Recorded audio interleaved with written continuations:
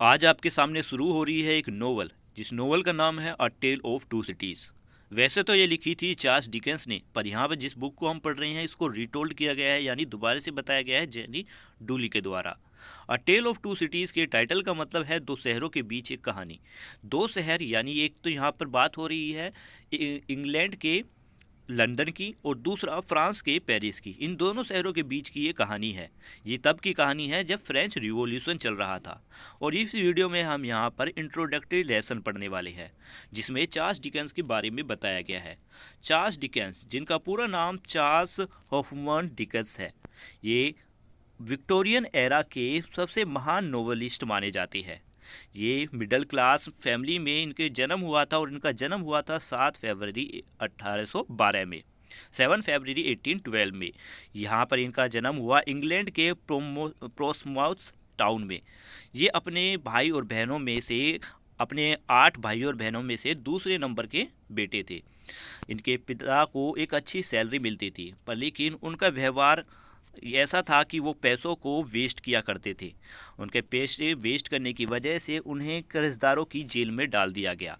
Charles को फिर school से भी निकाल दिया गया और उन्हें मजबूरन एक फैक्ट्री में अपने परिवार को सपोर्ट करने के लिए काम करना पड़ा। और यहाँ पर इस समय काम करते हुए जो उन्होंने कष्ट सहे हैं उसका उन पर बहुत गहरा असर पड़ा। और यहाँ पर फिर बाद में उन्हें गरीबों से बड़ी ही सहानुभूति हो गई। डिकन्स स्कूल वापस तब लौटे जब उनके पिता जेल से रिहा हुए। बाद में ये डिकन्स एक लॉ क्लर्क बने, एक कोर्ट रिपोर्टर बने, और इन कामों को उन्होंने एक तरीके से अपनी नॉवेल्स में भी यूज़ किया है, जिनको आप अ टेल ऑफ टू सिटीज़ में देख सकते हो, जिसको पब्लिश किया था 1859 में। इन्होंने अपने करियर की शुरुआत 1833 में की, जब ये शॉर्ट स्टोरी लिखा करते थे। द पिकविक पेपर्स नाम की एक सीरीज़ इन्होंने शुरू की, जिसको 20 इंस्टॉलमेंट्स में ख़त्म किया गया। और इसी पिकवोर पेपर सीरीज़ की वजह से इन्हें उस समय का महान राइटर बना दिया। ये इंग्लैंड के महान राइटर्स माने जाते थे। 1836 में 1836 में इन्होंने कैथरीन होगर्ट से शादी की, और ये बड़े ही मशहूर इंसान बन चुके थे। और फिर भी इतना होने के बावजूद ये अपने परिवार, अपने घर और अपने बच्चों को बहुत प्यार करते थे और उन्हें बहुत समय भी दिया करते थे। डिकेंस को लिखने के लिए एक खाली जगह चाहिए होती थी, और वो एक लंबा सफ़र तय करते थे, एक लंबे वॉक के लिए जाते थे, जिससे कि उनकी क्रिएटिविटी थिंकिंग में, यानी क्रिएटिविटी या कल्पना में उसे बढ़ावा मिल सके, उन्हें नए नए विचार आ सके। अ टेल ऑफ टू सिटीज़ इनकी फाइनल नॉवेल्स में से एक है। आखिरकार 9 जून 1870 में डिकेंस की डेथ हो गई। अब जान लेते हैं इसमें एक लेटर के बारे में। ये लेटर जो बाद में यहाँ पर इस नोवेल में यूज़ होने वाला है, पर फिर भी मतलब समझ लीजिए, बाद में इस पता चलेगा कि ये लेटर कहाँ पर यूज़ हुआ है। यहाँ लिखा हुआ है गैबिली ने, गैबिल नाम के एक सर्वेंट ने अपने मालिक को लिखा है, डियर मोन्सियर। मोन्सियर का मतलब होता है मिस्टर। डियर मिस्टर ली मार्किस, मेरी जान खतरे में है, मेरा घर भी जला दिया गया है। वो गुनाह जो जिसका आरोप मेरे पर लगा है, उसने आपकी मदद की है और आपकी सेवा की है, पर लेकिन ये लोगों के लिए एक देशद्रोह का है। ये लोगों के लिए देशद्रोह है जो मेरे पर आरोप लगा है। मैंने बेकार में ही लोगों को ये समझाने की कोशिश की कि मैं उनकी मदद आपके आदेश पर कर रहा हूँ। मैंने ना तो कोई टैक्स लिया है, ना ही रेंट लिया। यहाँ तक कि जो पैसा उन्होंने दिया था पहले, वो भी उन्हें वापस लौटा दिया। बस इसके साथ साथ मैं तो उन लोगों की मदद करने की कोशिश कर रहा था जो प्रवासी मज़दूर हैं। प्रवासी मज़दूर हैं, उनके लिए सब कर रहा था, पर प्रवासी मज़दूर है कहाँ।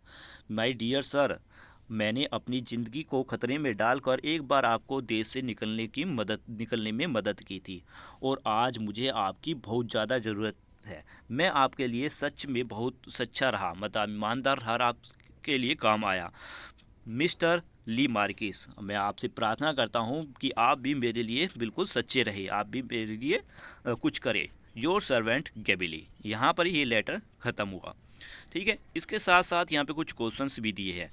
क्वेश्चंस मैंने मीनिंग समझा दिया है, तो आप क्वेश्चंस भी आराम से लिख सकते हैं। जैसे इसमें लिखा हुआ है, यहाँ पर भी देख सकते हो कि डिकेंस ने स्कूल क्यों छोड़ा, क्योंकि उनके पिता को जेल हो चुकी थी और पैसे कमाने के लिए उन्हें काम पर जाना पड़ा। फिर पूछा हुआ है डिकेंस गरीबों को कैसे समझने लगे, कैसे सहानुभूति हुई, क्योंकि वो खुद गरीब हो चुके थे और इससे उनकी सहानुभूति गरीबों के लिए बहुत ज़्यादा बढ़ गई थी। इस तरीके से आप सारे क्वेश्चन आंसर लिख ही सकते हैं। अगर आपको क्वेश्चन आंसर की ज़रूरत है और आपके स्कूल में क्वेश्चन आंसर भी लिखाए जाते हैं इंट्रोडक्टरी पार्ट के, तो मैं इन क्वेश्चन आंसर को भी जल्द ही अपलोड कर दूंगा। आप कमेंट में लिखकर ज़रूर बताना कि आपको इन क्वेश्चन आंसर्स की ज़रूरत है या नहीं। फिर आप आ लेते हैं इसमें कैरेक्टर्स के बारे में। यहाँ पर जो चैप्टर नंबर 1 स्टार्ट होने वाला है उनके कैरेक्टर्स के बारे में जान लीजिए। ये है मिस्टर लोरी। मिस्टर लोरी डेल्सन्स बैंक में काम करते हैं और ये डॉक्टर मैनेट के एक खास दोस्त हैं। डॉक्टर मैनेट ही इसमें एक इम्पोर्टेंट कैरेक्टर हैं। ये हैं डॉक्टर मैनेट। इनको 18 साल के लिए ब्रेस्टाइल नाम की एक जेल में कैद कर दिया गया और इनकी बेटी को भी ये नहीं पता था कि ये 18 साल से जेल में कैद है। इनकी बेटी का नाम है इनकी बेटी का नाम है लूसी मैनेट। ठीक है, तो ये 4 कैरेक्टर्स हैं। एक तो डॉक्टर मैनेट जिनको 18 साल तक जेल में रहना पड़ा, दूसरी हैं लूसी मैनेट जो इनकी बेटी हैं, नेक्स्ट है यहाँ पर मिस्टर लोरी जो इनके पिता के यानी लूसी के पिता डॉक्टर मैनेट के एक दोस्त है और टेल्सन्स बैंक में काफ़ी समय से काम करते हैं और इनका ध्यान भी रखते हैं। फिर 4th इसमें कैरेक्टर है जेरी क्रेचर। ये स्टार्टिंग में इनके लिए एक लेटर लेकर आने वाले हैं। एक हॉर्स राइडर हैं, स्टार्टिंग में ये इनके लिए एक लेटर लेके आएंगे कुछ खबर देने के लिए। इन्हीं 4 कैरेक्टर्स का यूज़ पहले चैप्टर में होने वाला है, इसलिए मैंने आपको इन 4 कैरेक्टर के बारे में ही अभी बताया है। जल्द ही जैसे जैसे चैप्टर स्टार्ट होंगे आगे आगे बढ़ते जाएंगे, वैसे वैसे मैं इनके बारे में भी कैरेक्टर्स के बारे में स्टार्टिंग में बताता रहूँगा। तो इन कैरेक्टर्स के बारे में जान लीजिए, मिस्टर लोरी, जेरी क्रेचर, डॉक्टर मैनेट और लूसी, इनके बारे में मैंने बता दिया है। और फिर अब नेक्स्ट वीडियो आपके लिए चैप्टर 1 शुरू होने वाला है। Chapter 1 recall to life. तो यहाँ तक वीडियो ख़त्म हुई है, पार्ट 2 ज़रूर देखना। Thank you, have a nice day, bye bye. मिलते हैं एक न्यू वीडियो में।